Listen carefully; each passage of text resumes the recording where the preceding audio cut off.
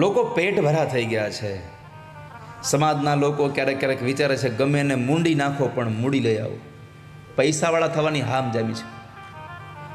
ગમે તેમ રીતે પૈસાવાળું થઈ જવું છે. પાછું જે પૈસા કમાઈએ એ પાછા વાપરવા નથી, પાછા મૂકી દેવા છે. ઘણા લોકોએ ખૂબ પૈસા કમાઈને અંદર મૂકી દીધા છે, ખૂબ કમાઈને મૂકી દીધા છે. અને છતાંય તમે જુઓ તો જ્યારે જુઓ ત્યારે દુઃખી જ જુઓ. કેમ? તો એનું એકમાત્ર કારણ એ છે કે માણસે જે પૈસા કમાયો છે એને મૂકી દીધા છે, એને વાપરતો નથી. સંપત્તિને વાપરશો નહીં તો તમે ક્યારેય સુખને મેળવી નહીં શકો. અને દુઃખી એટલા માટે છે કે જે નથી મેળવ્યું એને મેળવવા માટે દોડ્યા કરે છે. પરમાત્માએ જે આપ્યું છે એનો સદુપયોગ કરવો જોઈએ.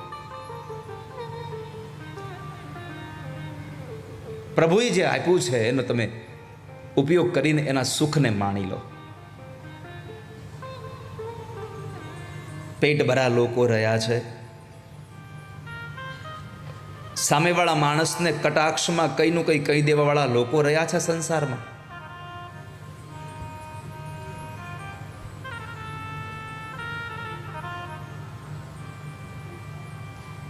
સનત કુમારે પૂછ્યું, નારદ થયું છે શું? એ કયો ને. આ બધું આમ ફેરવા કરો છો આખું. સત્ય નથી રહ્યું, તપ નથી રહ્યું, દયા નથી રહી, દાન નથી રહ્યું, પવિત્રતા નથી રહી. થયું છે શું? એ કયો ને. જે થયું હોય તમને કહી દો.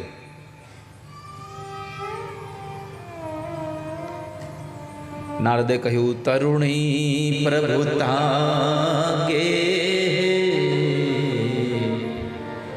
શાલકો બુદ્ધિદાયક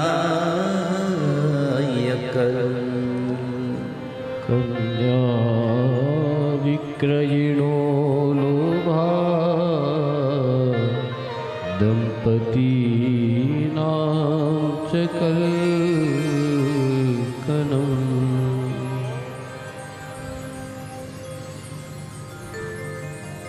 નારદ કહે છે આ સંસારમાં ઘરે ઘરમાં ઝઘડા છે સનત કુમારો. ઘરે ઘરમાં પતિ અને પત્નીઓ ઝઘડા કરે છે. ઘરમાં સ્ત્રીઓના રાજ આવ્યા છે.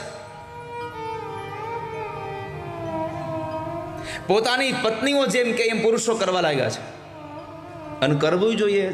પુરુષની અપેક્ષા હોય કે મારું કયું મારી પત્ની કરે, તો પત્નીની પણ અપેક્ષા હોય કે મારું કયું મારો પુરુષ કરે.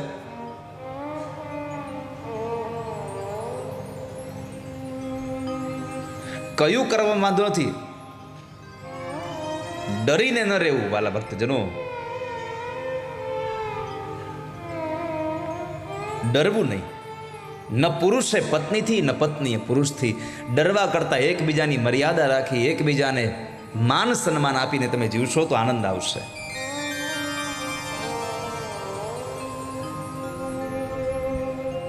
એકવાર આમ 100 જેટલા કપલોનું સન્માન થતું હતું. બધાને બોલાવ્યા, દર્શન બધાને બોલાવ્યા, આમ બેહાડ્યા. એક સોફામાં 2 જ જણા. આમ જુઓ તો આમ સભા જાણે કોઈ દેવના દૂતોની સભા ભરી હોય એમ બેઠા હતા બધા.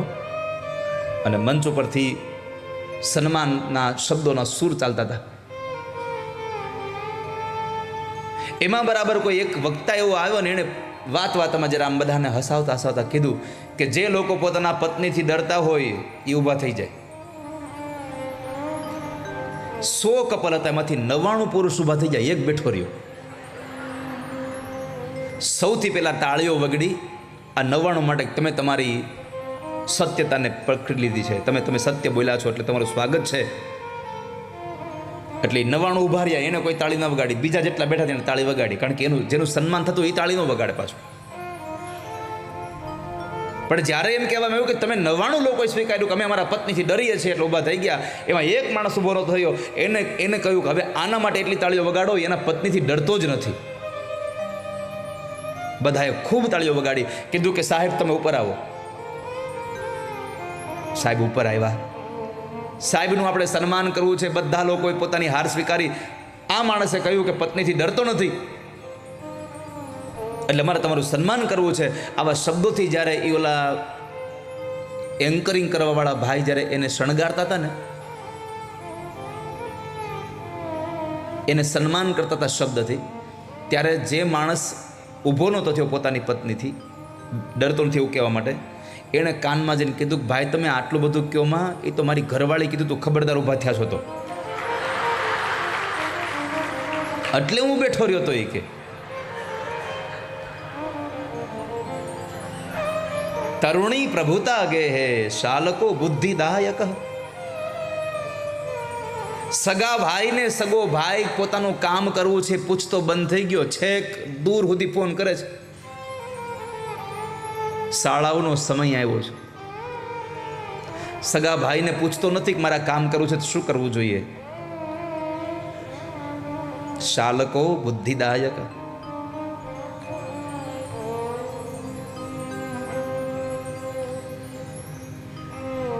લોભી મા બાપ પોતાની દીકરીને વહેંચે છે. કન્યા વિક્રયણો લોભાત દંપતિ નામ ચ કલ્કનમ. આ સંસારમાં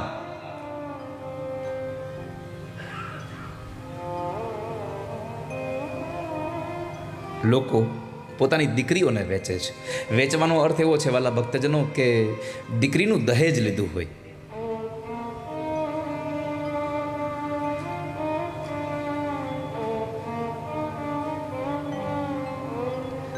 દીકરીના વેવિશાળના સમયે દીકરાના બાપ પાસેથી જ્યારે